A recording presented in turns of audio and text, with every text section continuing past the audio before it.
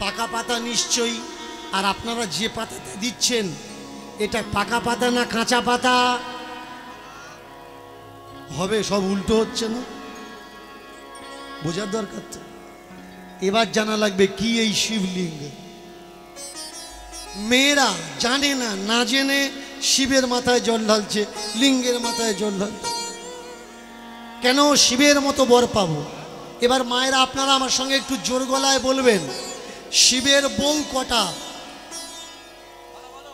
বলুন কটা বউ? একটা বউ না? শুনে নিন, এতদিন আপনারা জানতেন না, আমি বলে দিচ্ছি। লজ্জা কোন জায়গায় জানেন? হিন্দুদের জিজ্ঞাসা করবেন, পুরাণ পড়ো? তোমরা পড়ো না বলে আমাদের এত রেট। যদি পড়তে আমাদের রেট এত হতো না। একটা পুরাণে বলা হলো শিবের 10,000 উপপত্নী। উপপত্নী 10,000। আর একটা পুরাণে বলা হলো শত সহস্র উপপত্নী। এই শিবের চরিত্র এত খারাপ ছিল, আমার কথা নয়, পুরাণের কথা।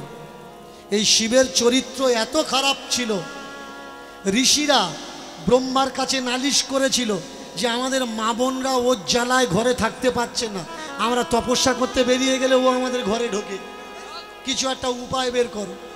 তা শিবকে শিক্ষা দেওয়ার জন্য ব্রহ্মা নারী রূপ হয়ে গেছিল।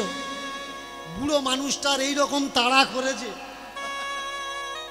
ও লুকানোর জায়গা পায়। ঋষিরা গিয়ে বলল, ও পিতামহ, আপনি বললেন শিবকে শাসন করবেন, বললে দূর বাবা, আমার যদিও ধরতে পারতো আমার অবস্থা খারাপ করে দিত। বলে তোরা বিষ্ণুর কাছে যা। বিষ্ণুর কাছে গেছে, বিষ্ণু পরামর্শ দিল, যেদিন তোমাদের বাড়ি ঢুকবে সেদিন তোমরা সবাই মিলে ওর পুরুষাঙ্গকে কেটে ফেলো, তাহলে আর কোনো ঝামেলা থাকবে না। হিজড়ি মেয়েদের সঙ্গে যত মিশুক না কেন কেউ কিন্তু খারাপ ভাবে না, কিন্তু পাড়ার পশা যদি কারোর ফোন করে সমস্যা আছে, বললো কেটে ফেলো, কেটে ফেললো। লিঙ্গ কেটে ফেলার পরে ওই লিঙ্গ শান্ত হচ্ছে না। বিষ্ণুর কাছে জিজ্ঞাসা করলো, লিঙ্গ শান্ত করব কি করে? বলল বড় পাথর দিয়ে থেতে থেতে একদম শেষ করে দাও। থ্যাতলালো, কিন্তু শেষ হলো না, উপরের চর্ম চামড়া উঠে গেল। বললে তাও শান্ত হচ্ছে না। বললে বেল পাতা নিয়ে ঢাকা দাও, চাপা দাও, এটা লজ্জার বিষয়, তাতেও শান্ত হচ্ছে না। অবশেষে স্ত্রী যোনিরূপ ধারণ করে লিঙ্গকে শান্ত করেছে। বলুন, শিবের নামে যারা এই সব ফাজলামো মাখা গল্প লিখেছে, সেই সব পুরাণ আমাদের মেনে নিতে হবে। আমার তো মনে হয় লাল কাপড় দিয়ে এই বই কটা বাড়িতে না রেখে টেনে ডাস্টবিনে ফেলে দেওয়ার দরকার, যে এ আমাদের ধর্মগ্রন্থ না। কোনো ভিনধর্মীর মানুষ, ভিন মতবাদের মানুষ যে শিবকে আমরা পূজা করি, তারা যদি পুরাণের এই সব গল্পগুলো আমাদের সামনে বলে, বলুন আমরা মাথা তুলতে পারবো? তাহলে এর জন্যে দায়ী কারা? এই ধর্মগ্রন্থগুলো কারা লিখলো? কোনো মুচি, কোনো কাওরা, কোনো মেথর, কোনো বাগদিতে লিখেছে? এই ঘণ্টা নাড়ার বাপ ঠাকুর দ্বারা লিখেছে। তাহলে এরা কি চায়? দেবী দেবতার সম্মান নাকি দেবী দেবতার অসম্মান? ভগবান শ্রীকৃষ্ণ কে কে ভালোবাসেন বলুন? হাত তুলে বলুন, কে কে ভগবান কৃষ্ণকে ভালোবাসেন? এক বাক্যে সবাই ভালোবাসেন ভগবান শ্রীকৃষ্ণকে। আমি বলেছিলাম স্টেজে দাঁড়িয়ে, বিষ্ণুপ্রিয়া আর সচী মায়ের অন্তিম দশা কি হলো? আমি যদি মুখ খুলি না, বাংলায় আগুন জ্বলে যাবে। আমি চাচ্ছি আপনারা পড়াশুনো করুন, আপনারা খুঁজে বের করুন যে এদের অন্তিম দশা কি হলো। আপনারা জানেন ভগবান শ্রীকৃষ্ণ মৃত্যু হওয়ার পরে তার বউগুলো কি হলো? জানেন তার বউরা, তার অন্তিম দশা কি হলো? জানেন না? মন দিয়ে শুনুন, মৎস্য পুরাণ ভালো করে নামটা শুনে নিন। মৎস্য পুরাণ অষ্টাদশ পুরাণ, 18 পুরাণের একটা পুরাণ মৎস্য পুরাণ। এই মৎস্য পুরাণে দয়াকাল লয়ডয় দাল্য ঋষি তিনি ঘুরতে ঘুরতে যারা শক্তিশালী রাজা তাদের রাজধানীতে এসেছে। কিছু মেয়ে বাগান বাড়ি থেকে তাদের পায়ে হাত ধরে কাঁদছে, কে তোমরা মা? বললে যে কৃষ্ণকে একসময় আপনারা পূজা করতেন, আমরা সেই কৃষ্ণের রমণীগণ, আমরা সেই। তোমরা এখানে? বললে উনি চলে যাওয়ার পরে আমাদেরকে এনে বাগান বাড়িতে এরা পতিতা করে রেখে দেহ সুখ ভোগ করছে। এই নোংরা জীবনযাপন আমরা করতে চাই না। এই জীবন থেকে আমাদেরকে উদ্ধার করুন, আমাদেরকে বের করুন। এটা আমার মুখের কথা না, মৎস্য পুরাণের কথা। ভালো করে শুনুন। যার কাছে বিচার দিল যে ওরা আমাদের সঙ্গে শারীরিক সম্ভোগ করছে, আমাদেরকে বাঁচাও, সেই দাল্য ঋষি কি বিধান দিচ্ছে শুনুন। কৃষ্ণের বউদের বলে উঠলে, রমণীগণ, কৃষ্ণের স্ত্রীগণ, মন দিয়ে তোমরা শোনো। 11 মাস একটা ব্রত করবে। সেই ব্রতের নাম কি? অনঙ্গ দান ব্রত। অনঙ্গ দান ব্রত। এই ব্রততে নিয়ম কি? ব্রাহ্মণরা তোমাদের বাড়িতে আসলে তাদের মন পছন্দ দান আর মন পছন্দ খাওয়া দেবে।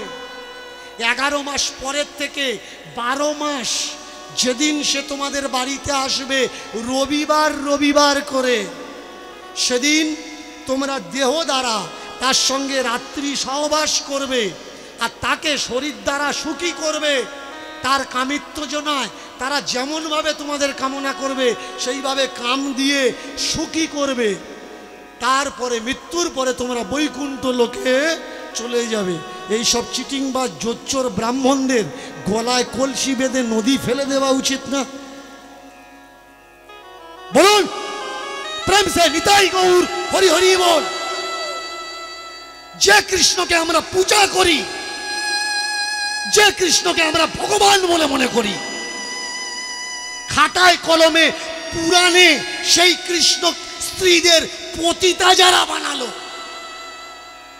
আর আজকে তারা বর্ণ শ্রেষ্ঠ হয়ে সমাজে পূজা পাচ্ছে।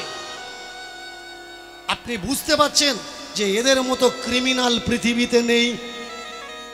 ব্যক্তিগত কোনো ব্রাহ্মণ দিয়ে, কোনো বৈষ্ণব দিয়ে আমার কোনো ক্ষোভ নেই।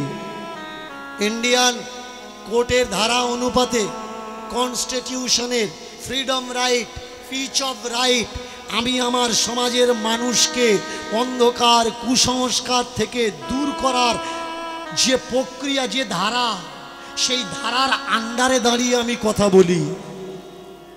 আর যদি পারেন, এই সংগ্রাম আমার সংগ্রাম নয়, এ সংগ্রাম আপনাদের সংগ্রাম, আমাদের সবার সংগ্রাম। আমাদের শত্রু কারা? অন্য কেউ না।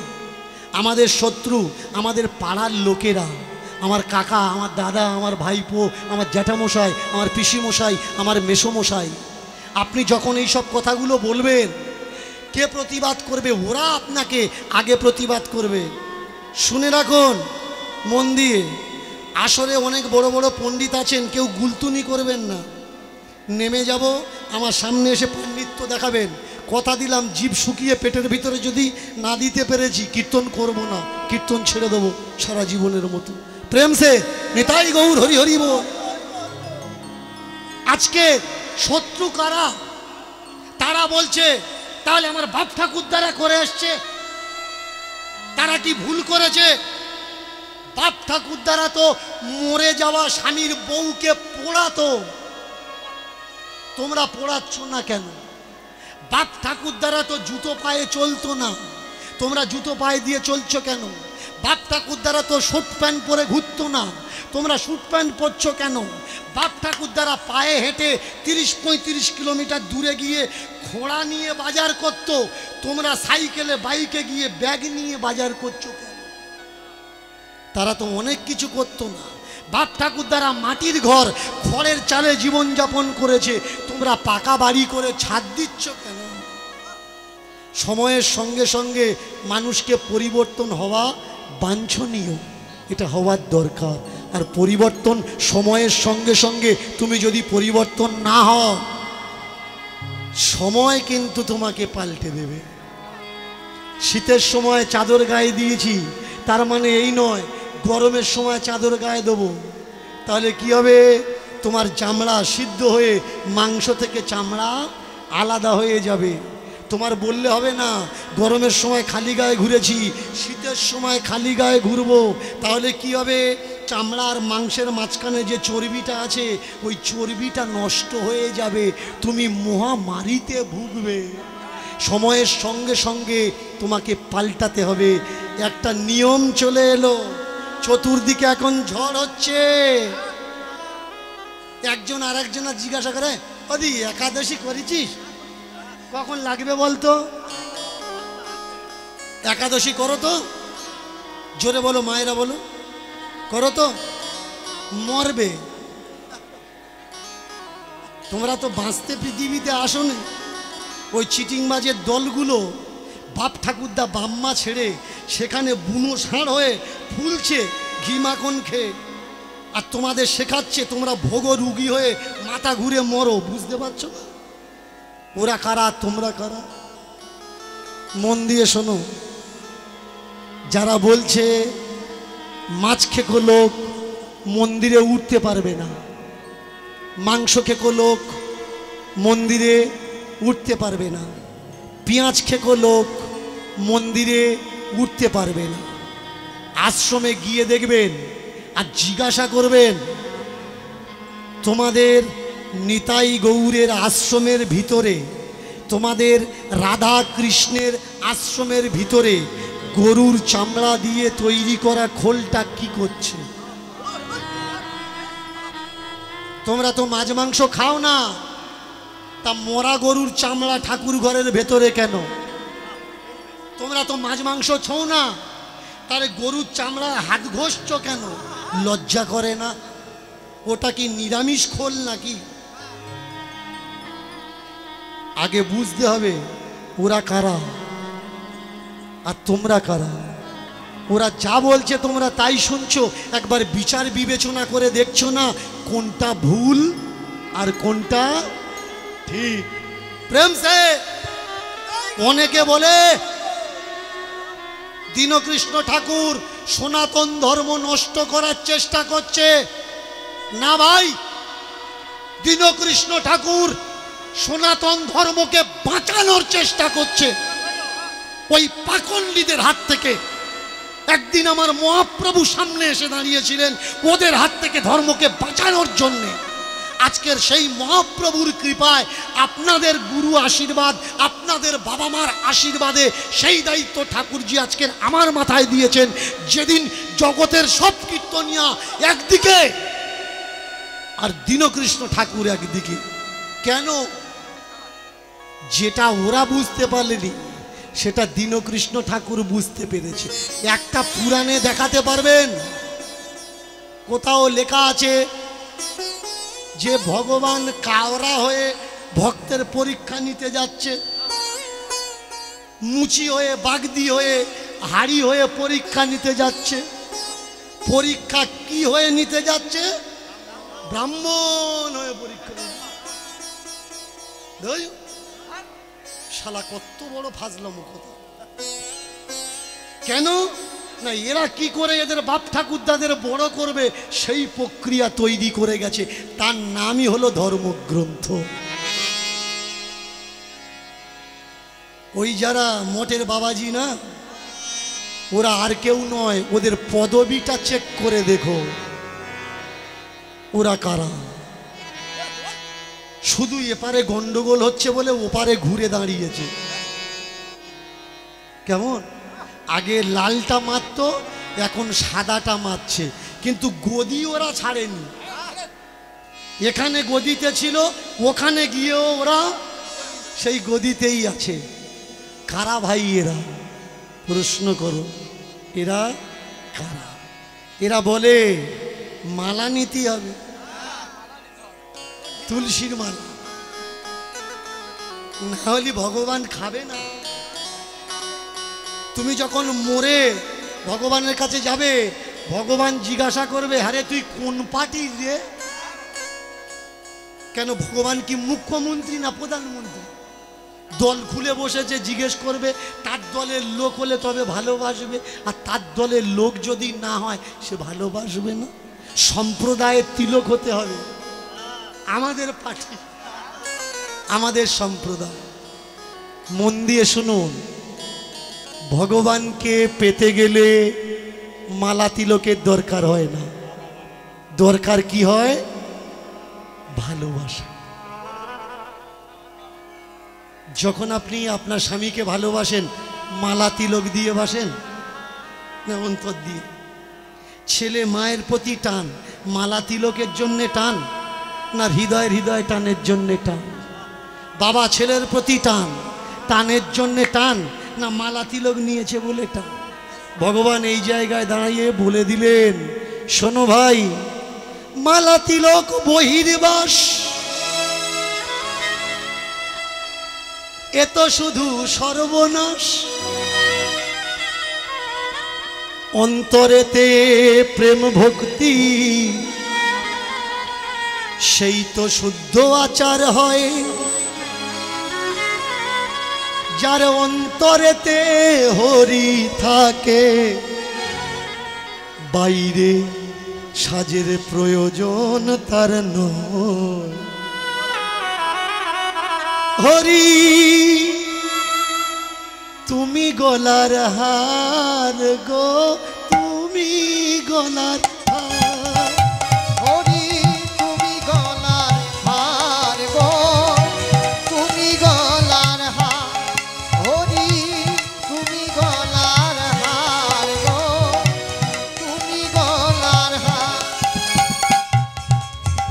হরি তুমি গলার হার গো, তুমি গলার হার। হরি তুমি গলার হার গো, তুমি গলার হার। হরি তুমি গলার হার গো, তুমি গলার হার। আমি হরি নামের সার করেছি, হরি নামের সার করেছি, চিহ্ন নেই আমার। তুমি গলার হার গো, তুমি গলার হার। তুমি গলার হার গো, তুমি গলার হার। তুমি গলার হার গো, তুমি গলার হার। হরি তুমি গলার হার গো, তুমি গলার হার। ও হরি নামের মালা ভিতরে আছে, বাইরে আমার নাই। আর নামের মালা ভিতরে আছে, বাইরে আমার নাম। তিলক সেবা করি না তো ত্রিলোক সেবাতে যাই। তিলক সেবা করি না তো তিলক সেবাতে যাই। ত্রিলোক সেবা করি না তো ত্রিলোক সেবায় যাই। তিলক সেবা করি না তো তিলক সেবায় যাই। জপের মালা নেই তো আমার, আর জপের মালা নেই তো আমার। মহাজনের পা চাপা ধরে বাঁচি তাই গো, হরি গলার হার গো, হরি গলার হার। আরে হরি গলার হার গো, হরি গলার হার। হার গো, হরি গলার হার গো, হরি গলার হার। আমার হরি গলার হার, পিতাই গৌর হরি হরি। উলুধ্বনি উলুধ্বনি। হরি গলার হার, আমার হরি গলার হার গো, হরি গলার হার। আজকের যে লীলা আমরা সবাই আস্বাদন করব, সেই লীলার নাম হলো করবেতি বাই। একজন আছে কর্মাবাই, যিনি উড়িষ্যায় জগন্নাথ ভগবান যার হাতে খিচুড়ি খাওয়ার জন্য মন্দির ছেড়ে দিয়ে চলে এসেছিলেন তার কুটিরে। আর ইনিকে কর্মাবাই নয়, ইনি কর্মেথি বাই। এনার বাড়ি কোথায়? রাজস্থান। এনার শেখাওয়াত রাজার রাজধানীতে এনার বাবা পরশুরাম চাকরি করতেন। ভালো করে মন দিয়ে শুনবেন। মেয়ে, ছোট্ট মেয়ে কর্মেতি বাই। এখন যেমন মেয়ের বাবারা মেয়ে পড়াশুনো করছে বলে 23, 24, 25 বছর বয়স হয়ে যাচ্ছে, দেখাশুনো করতে আসলে কেউ যদি বলেছে তোর মেয়েটা দিবি, একটা ভালো ছেলে আছে, মেয়ের বাবারা পার উপরে পা দিয়ে বলে দেয় কত আর বয়স, 25 বছর। আজকে দাঁড়িয়েছিলাম একটা বাজারে, আর একটা ছেলে বিয়ে হয়নি, বয়সটা 35 বছর বয়স। তা একটা মেয়ে আমাকে বলছে বাবা দেখো না মেয়েটা, ছবিটা কেমন, দেখলে হবে কি? তা ছবিটা দেখে মনে হচ্ছে জলহস্তি, জলহস্তি। তা আমি বললাম হ্যাঁ রে, এরকম আছে এখনো পৃথিবীতে? বললে যখন ছোটবেলা ছিল বিয়ে দেয়নি, টাইমে যদি কেউ না খায়, কেমন গড় টাইমে খেলে কি হবে? সর্বনাশ হবে। আর ছেলেমেয়ের যদি টাইমে না বিয়ে দাও অম্ল হবে, সর্বনাশ হবে। পরে এখন বাইরের লোক বলতেছে তোমার মেয়েটা দাও গো, দাও গো, দাও গো, তুমি ফুলে বসে আছো, আর টাইম যখন ওভার হয়ে যাবে তোমার বলে লাগবে ও দা এবার নাও গো, এবার নাও গো, ও আর লোক পাবে না। এর জন্য টাইমে ভালো, কিন্তু আমাদের পিছনের টাইমটা ছিল বড় ভয়ঙ্কর। 5 বছর বয়সে বিয়ে দেওয়া লাগতো। নিয়ম ছিল 3টে: উমাদান প্রথা, সতীদান প্রথা আর গৌরীদান প্রথা। নিয়ম কি? 5 বছর থেকে 9 বছর বয়স পর্যন্ত আপনার বিয়ে দিতে হবে। আর যদি আপনি বিয়ে না দিয়েছেন সমাজ থেকে আপনার এক ঘুরে হয়ে যাবে। 5 বছরের কর্মেতিকে বিয়ে দিয়েছে পরশুরাম, রাজবাড়িতে চাকরি করে। কিন্তু তারপরেও একটু মন দিয়ে শুনবেন, তারপরেও ওই 5 বছরের কর্মেতি মাসিমা, পিসিমা, কাকিমা, জেঠিমা মাকে জিজ্ঞাসা করে যে ওমা পৃথিবীর শ্রেষ্ঠ পুরুষকে? একদিন মাকে প্রশ্ন করেছে, উনি বললেন পুরুষোত্তম নরোত্তম ভগবান শ্রী কৃষ্ণ। ওমা ওই ভগবান শ্রীকৃষ্ণকে দেখতে কেমন মা? বলে তার রূপ এমন জগৎ পাগল। কিরকম দেখ? ও গার রং কিরকম? বলে বিশ্রী কালো,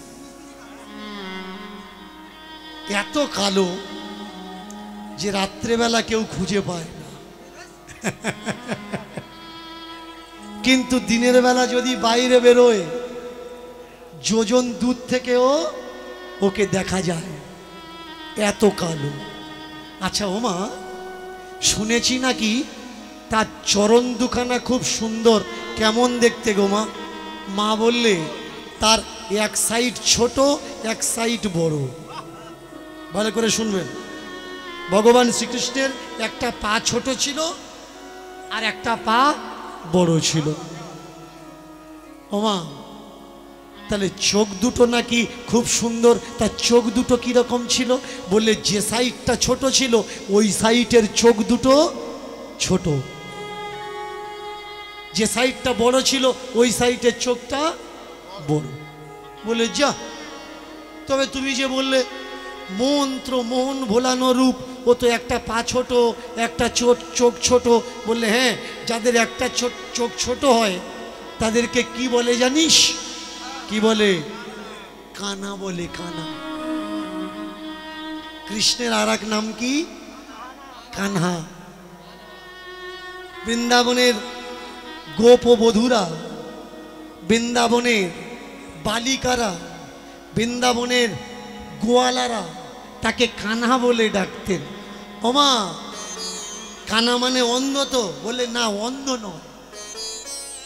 অন্ধ মানে পুরো যার হোয়াইট ব্ল্যাক হয়ে গেছে সে হচ্ছে অন্ধ, আর যে ব্ল্যাক অ্যান্ড হোয়াইট বুঝতে পারে সে হচ্ছে কানা।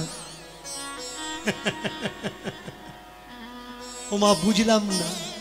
বললে শোন, যারা অন্ধ পৃথিবীতে তারা কখনো অ্যাক্সিডেন্ট হয় না। দেখাতে পারবেন কোনো জায়গায় কোনো অন্ধ গাড়ি চাপা পড়েছে? দেখাতে পারবেন না। আপনি ট্রেন ফেল করতে পারেন, প্রচণ্ড ভিড়, আপনি নাই বা উঠতে পারেন, কিন্তু যে অন্ধ ওর ট্রেন ফেল হবে না। ও যে বগিতে ইচ্ছা সেই বগিতে ও উঠে যাবে। কিন্তু কানা যারা, সমস্যা এদের আছে। এখানে সেখানে গিয়ে ধোলা, আরে কানা তুই দেখতে পাস না? তুমি দেখবে এই যে বসে আছো না, যদি কারোর গায়ে একটু গা লেগেছে, কানা তুই কেন পাটা লাগছে দেখতে পাচ্ছিস না?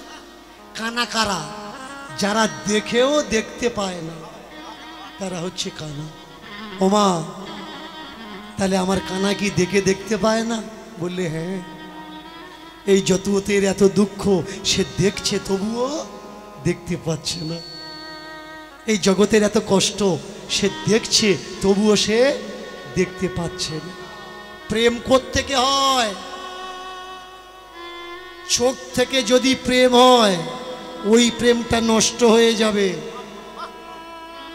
কান থেকে যদি প্রেম হয় ওই প্রেমটা চিরাচরিত শাশ্বত রবে।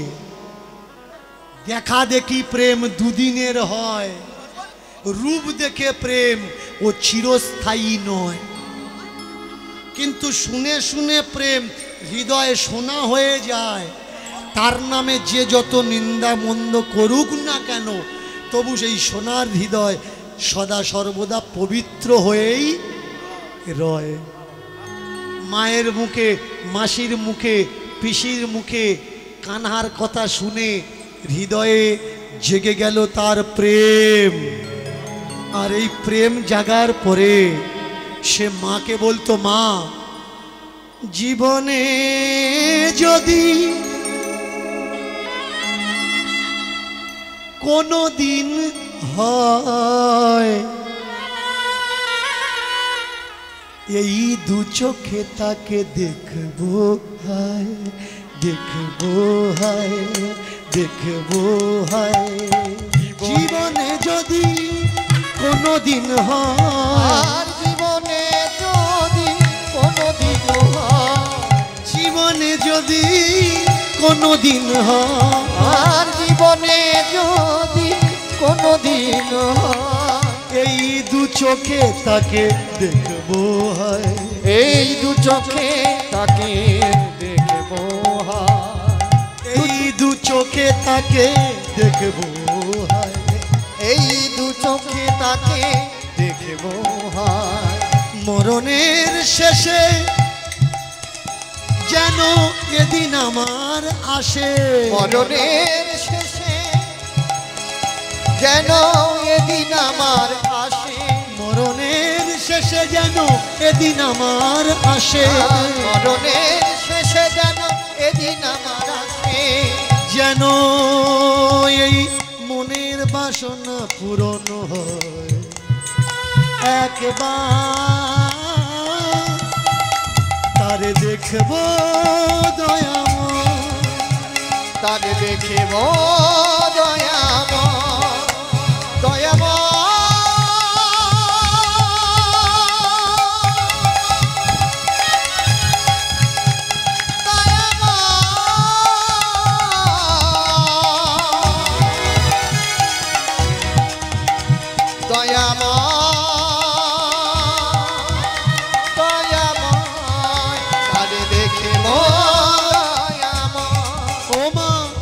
কানা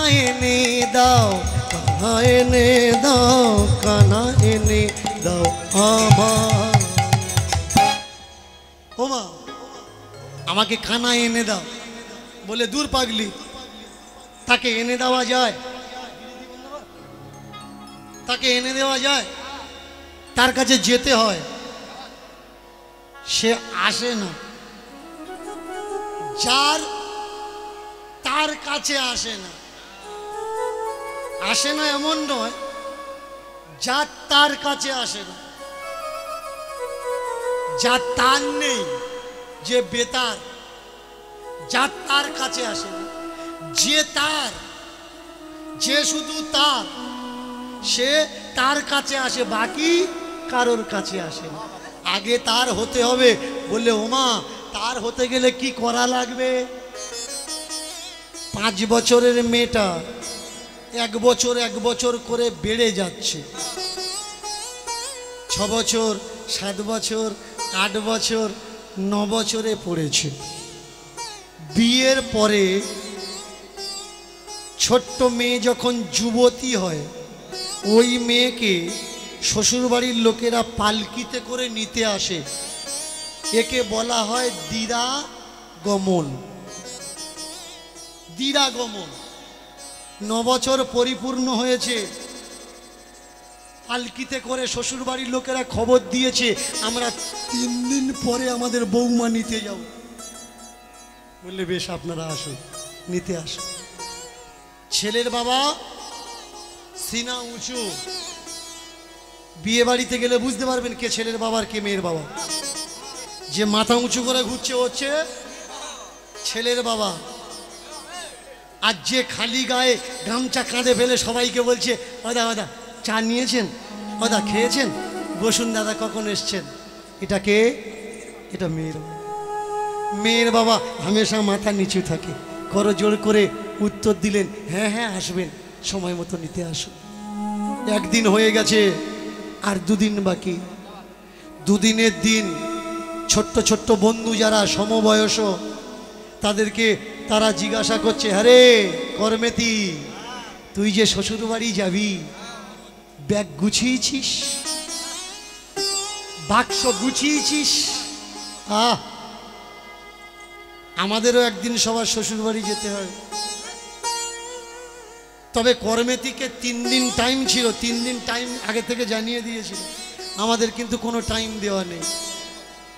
কালকেও যেতে পারি, আজকেরও যেতে পারি, পরশুও যেতে পারি। করমেতির বন্ধুরা বলছে, আরে বাক্স গুছিয়েছিস? আমরা যারা শ্বশুর বাড়িতে যাব, নিজেকে নিজে প্রশ্ন করুন, বাক্স গুছিয়েছেন তো? এখান থেকে সেখানে নিয়ে যাবেন কি খালি হাতে যাবে? বলে মা গুছিয়ে দিয়েছে, যা যা লাগবে বাবা গুছিয়ে দিয়েছে। বললে শোন, শুনলাম নাকি তো শ্বশুর বাড়ির লোকেরা কৃষ্ণ ভালোবাসে না, হরি ভালোবাসে না। সেখানে এখানে যেমন কৃষ্ণ কৃষ্ণ করছিস, হরি হরি করছিস, সেখানে গিয়ে পারবি তো? বলে তাহলে কি করব বলতো? পালিয়ে যা, পালিয়ে যা। জীবনে বড় ইচ্ছা না একবার তার সাক্ষাৎ পাবি? শ্বশুর বাড়িতে গেলে কি হয় জানিস? এই দুটো পায়ে বেড়ি বেঁধে যায়, ইচ্ছা করলে বেরোনো যায় না, ইচ্ছা করলে হাসা যায় না, ইচ্ছা করলে চলাফেরা করা যায় না। শ্বশুর বাড়িতে 4টে চোখ আছে, 2টো চোখ ননদির আর 2টো চোখ শাশুড়ির। জোরে হাসলে বউকে বলবে তুমি কি শাকিনি? একটু যদি চলাফেরা করেছো বলবে মেয়ে মানুষ, ধেই ধেই করে নাচছো, চলাফেরা জানো না কিভাবে শ্বশুর বাড়িতে এসে চলাফেরা করতে হয়? এক কাজ করো, তাকে যদি পেতে চাও পালিয়ে যাও, বাড়িতে থেকো না, বাড়িতে থেকো না, পালিয়ে যাও। 2 দিনের দিন শেষ হওয়ার পরে যেদিন 3 দিন পড়বে, তার আগের দিন রাত্রে নির্ণয় নিয়েছে পালিয়ে যাব। আর এই পালিয়ে যাওয়া বুদ্ধি যদি কারোর একবার মাথায় ঢোকে না, কারোর বাপের ক্ষমতা নেই তার আর বাড়িতে আটকে রাখবে। অনেক রাত, সেই অনেক রাত্রে উঠে হরিকে বলছে, ও হরি রে,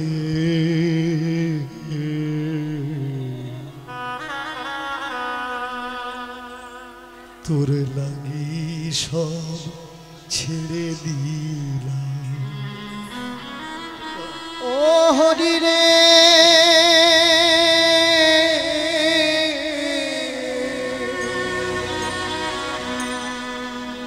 তোর লাগি ছেড়ে দিলাম। আমি জাতি কুলমান লজ্জা সরম, জাতি কুলমান লজ্জা সরম সব বেহায়া দূর দিলাম। তোর লাগি সব ছেড়ে দিলাম। হরি রে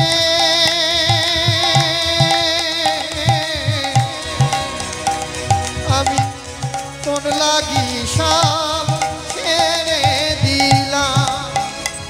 হরি রে আমি তোর লাগি সব ছেড়ে দিলাম। আমি যাব কোথায় জানি না, আমি যাব কোথায় জানি না। কোন পথে তুমি থাকো পথ চিনি না। আর কোন পথে থাকো পথ চিনি না। আমি কোন পথে থাকো আমি পথ চিনি না। তুমি কোন পথে থাকো আমি পথ চিনি না। শুধু হরি প্রেম সম্বল আমি করে নিলাম। তোর লাগি পথ ছেড়ে দিলাম। হরি রে আমি তোর লাগি চিনে নিলাম। লাগি পথ ছেড়ে দিলাম। তোর লাগি ছেড়ে দিলাম। ও হরি নিয়ে চলো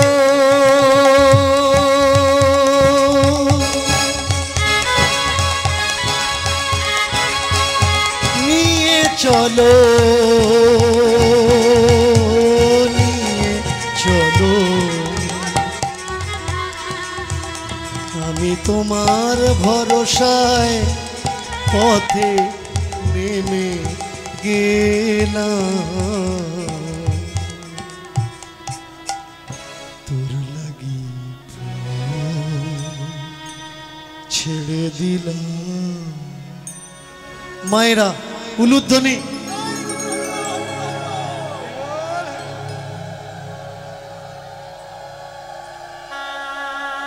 বাড়ি ছেড়ে কর্মেথি বাই রাতের অন্ধকারে বেরিয়েছে। খেয়াল করবেন, কর্মযুক্ত ইতি সমান সমান কর মেথি, কর্মযুক্ত মতি সমান সমান কর মেথি। যারা সারাদিন কাজকর্ম করে তারা ঠাকুরের শরণাপন্ন কখন হয়? দিনের বেলা নয়, রাতের বেলা। কর মেথি। বাড়ি ছেড়ে ঠাকুরের দিকে অগ্রগতি হয়েছে কখন হয়েছে? দিনের বেলা নয়, রাতের বেলা। পায়ে পায়ে পায়ে পায়ে এগিয়ে চলেছে। ধীরে ধীরে যত এগিয়ে চলে তার গন্তব্যের দিকে, আর পূবের সূর্যটা, পূব আকাশটাও পরিষ্কার ফাঁকা হয়ে আসছে, সূর্যটাও ধীরে ধীরে উঠছে। ওদিকে তখন ভালোভাবে সূর্যটা আকাশে দেখা যায়নি, কিন্তু পরিষ্কার হয়েছে।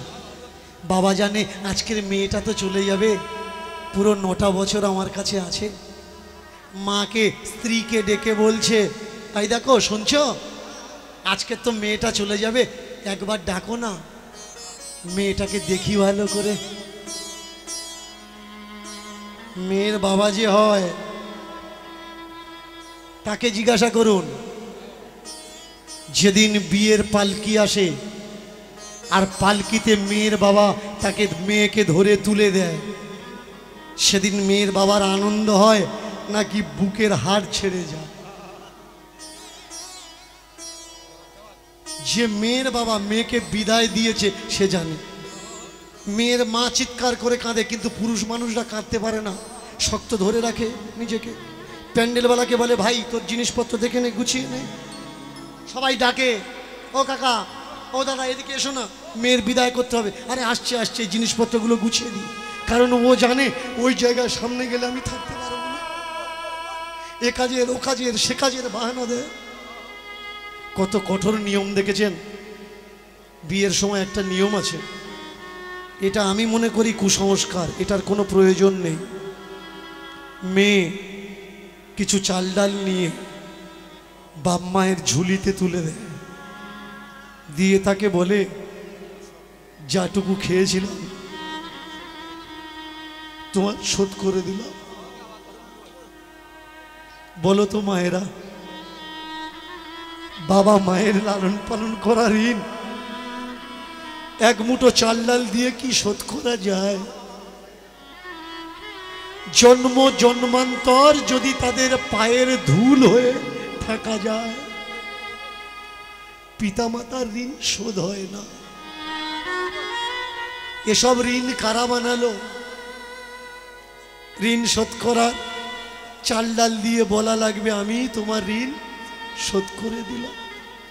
তাও সামনাসামনি নয়, পিছন ভাই দিয়ে যে আমি ঋণ শোধ করে দিলাম।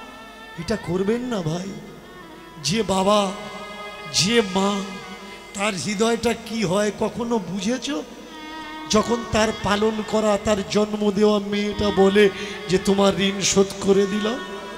মেয়ের বাবা পরশুরাম উঠানে চেয়ার নিয়ে বসে বউকে বললে, মেয়েকে ডাক দাও, আজকের চলে যাবে, শ্বশুরবাড়ির লোক নিতে আসবে, একটু দেখে নি ভালো করে। স্ত্রী খুঁজে গিয়ে বললে, বাড়িতে নেই, দরজা, ঘরের দরজা খোলা। বললে, দেখো আশেপাশে কোথায় গেছে, সৈদের সঙ্গে কথা বলছে, কাকিমা জেঠিমা ঠাম্মাদের সঙ্গে হয়তো কথা বলছে, দেখো দেখো। চতুর্দিকে খুঁজে এসে বললে, কোথায় দেখতে পেলাম না। বললে, আমরা যেমন কষ্ট পাচ্ছি মেয়েটাও বোধহয় সেরকম কষ্ট পাচ্ছে। বললে, হ্যাঁ গো, আশেপাশে নেই। মেয়ে আমার অন্য কোথাও গেল না তো? অন্য কোথাও মানে? সে কয়েক বছর ধরে বলে আসছে, কৃষ্ণকে কেমন দেখতে, কৃষ্ণকে আমি ভালোবাসি, কৃষ্ণকে জীবনে একবার, কৃষ্ণকে একবার দেখবো মানে? কই, এ কথা তো তুমি আমার কাছে কখনো বলোনি। চুপ করে কেন ছিলে? কোথায় গেল? খোঁজো খোঁজো। চতুর্দিকে সারা পড়ে গেল। কোথা গেল সোনার মেয়ে, খুঁজে আনো দেখি। কোথা গেল সোনার মেয়ে, খুঁজে আনো দেখি। কোথা গেল সোনার মেয়ে, খুঁজে আনো দেখি। কোথা গেল সোনার মেয়ে, খুঁজে আনো দেখি। কোথা গেল সোনার মেয়ে, খুঁজে আনো দেখি। কোথা গেল সোনার মেয়ে, খুঁজে আনো দেখি। পায়ে পায়ে পায়ে পায়ে পায়ে না কোথাও সর্বনাশ হলো নাকি? পায়ে পায়ে পায়ে না কোথায় সর্বনাশ হলো নাকি বুঝি? আমি কোথায় খুঁজি, কোথায় খুঁজি, কোথায় খুঁজি, কোথায় খুঁজি? আমার ছোট্ট ছোট্ট সোনার মেয়ে কোথায় খুঁজি, কোথায় খুঁজি? ছোট্ট ছোট্ট সোনার মেয়ে কোথায় খুঁজি, কোথায় খুঁজি? তোরা কে দেখেছিস দে না বলে আমার ছোট্ট সোনার মেয়ে। তাই গৌর হরি হরি বল। তোরা দেখেছিস নাকি আমার ছোট্ট সোনার মেয়ে? তোরা কেউ দেখিস নাকি? কে দেখেছিস কোথায় গেল আমার ছোট্ট সোনার মেয়ে? মেয়ে কি আর আছে গো? কেউ যদি কারোর ভালোবাসে আর ভালোবাসার খিলাফ যদি কেউ দাঁড়ায়, ও থাকবে?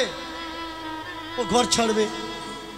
ছোট্ট মেয়েটা এও ঘর ছেড়েছে। এইবার হলো কি, পরশুরাম বলে উঠলে, ঘোড় সাবারকে ডাকো,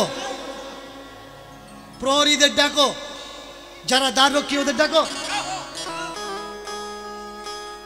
পাঠিয়ে দিল, দেখো যদি মেয়ে কোথাও গিয়ে তাকে ধরে নিয়ে এসো। ঘোড়া ছুটেছে, 9 বছরের মেয়ে হেঁটে হেঁটে কত দূর যাবে? মরুভূমির রাস্তা, বালির রাস্তা, বেশি দূর যেয়ে পারেনি এখনো। ঘোড়া আসছে, ওদিকে সূর্য উঠছে, আর ওই ছোট্ট কর্মেতি সূর্যকে বলছে, যা উঠিছিস উঠিছিস, আর উঠিস না, এবারে ডুবে যা। আলো হলে ওরা আমাকে দেখতে পাবে, ধরে নিয়ে যাবে, আমি আর কৃষ্ণের কাছে যেতে পারবো না।